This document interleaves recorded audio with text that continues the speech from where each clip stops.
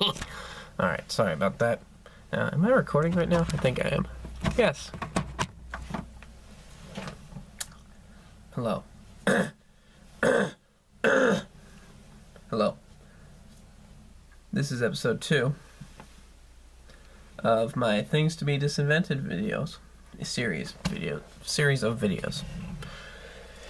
Today we are going to be going over small video game manuals.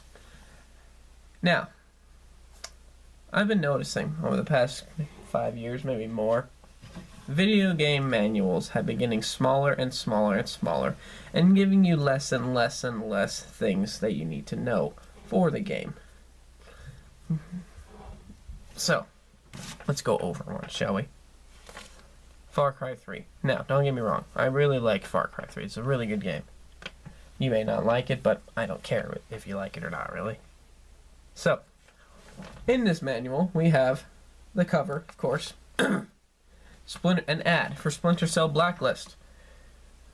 I never got it. I probably should have. I like Splinter Cell. Anyway, open it up. You get a warning about photosensitive seizures. No one gets those, by the way. Name one person you've ever met with photosensitive seizure syndrome. No one. And then technical support and warranty, which is in really small writing, might I add. I don't know why. Then you have the controls.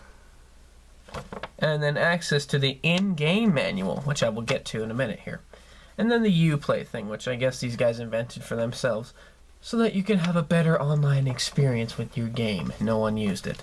So, at most, if you can read this little stuff, you've got 1, 2, 3, 4 useful pages. That sucks. That's a tiny manual. Now, on the other hand, you get something like the Metal Gear Solid HD collection. Metal Gear Solid is my favorite game. The first one, the whole series, my favorite game series. You get this. Now, it is for 3 games. And they each do come with a Spanish and French version. But, nonetheless, it's 53 pages. 53 pages. Think about that for a minute. For a manual. That's awesome. And then Peace Walker actually comes with a little comic book that you can read in Spanish. Kind of cool. No ad on the back either, just for Metal Gear Solid Avatar stuff. Now, you get to Skyrim, Beast game, one of my favorite games ever. You look on the back, no ads, just the people who made it. Put that there for a second. Open it up. More photosensitive seizure warnings. I'm sure they're in the Metal Gear thing too. And it's got a table of contents. Anytime you see a table of contents, when you're looking at a game manual, you're looking at a game in general, you look at the manual, and you can either do this with the manual, or you can see a table of contents. You're in luck. It's probably a good game, because they have a lot to tell you about it. Now, you open it up. You get the gameplay controls, obviously, but you can switch them at any time. So that's really not necessary for any game. I mean, it is sometimes, like there are some games you can't switch controls, but things like Skyrim, you don't really need the controls. You can switch them whenever you want.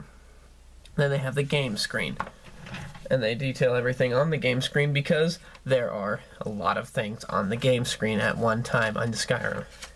Then they have the compass, character menu, skills, items menu, perks, maps and fast travel, magic menu, journaling, dialogue, bartering, and hirelings, which is people that follow you around.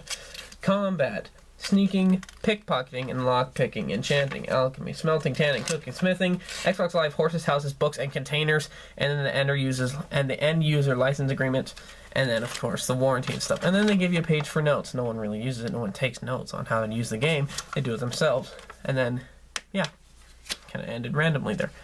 There's a lot. It covers a lot of stuff, and it is 25 pages of just things on how to do things and how you could do things.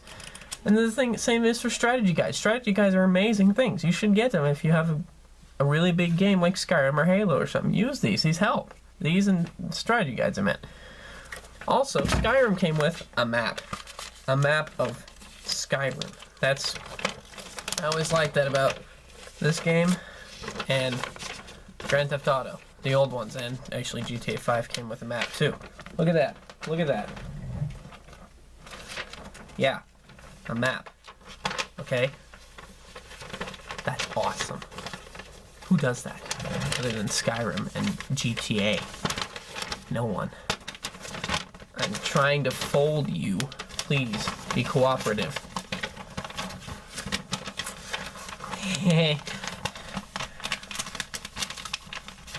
Come on.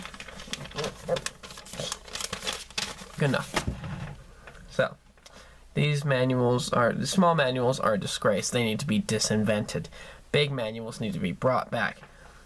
And then, in-game manuals. Really? Now, I could see why you use an in-game manual, because maybe if you're a little bitch ass and you're a Richie kid, not Richie like my friend Alex Richie, like a rich kid, and you have a big 42-inch plasma TV, great, good for you. How many dicks you suck to get that? But if you have a small and old TV, like me, it's not small, but it's old, and it doesn't have that great resolution. So if you have a small small resolution TV, you can't read the letters on them. You're just like, what is X doing? You depress it, and then you throw a grenade, and you die, and you get caught. You die. Oh God, it's a disgrace. In-game manuals and small little game manuals need to be destroyed. Big game manuals need to be brought back. Strategy guides need to be put higher on the importance list of life. Okay, these two things are very good. Small manuals, in-game manuals, bad.